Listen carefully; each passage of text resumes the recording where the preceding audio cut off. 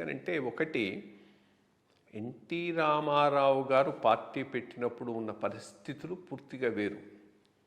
తనంతట తానుగా పార్టీని నెగ్గించుకొని అధికారంలోకి రాగలిగాడు.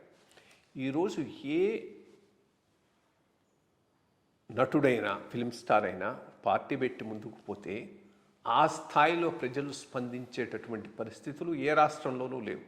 మొట్టమొదట అది ఎంజీఆర్తో మొదలైంది, ఆ పైన ఎన్టీఆర్తో ఆగిపోయింది. ఒకటి, ఎంజీఆర్ వరకు ఆయనకున్న కరిస్మా తమిళనాడులో స్పెషల్. ఆంధ్రాలో ఎన్టీఆర్కున్న కరిస్మాతో పాటు కాంగ్రెస్ యొక్క దీర్ఘకాల అసమర్థ అవినీతి పాలన ఆయనకు బాగా తోడ్పడింది. ఇప్పుడు అటువంటి పరిస్థితులు లేవు కాబట్టి ఎవరు పెట్టినా కానీ ఏదో కొంత ఎఫెక్ట్ చూపెట్టగలుగుతున్నారు.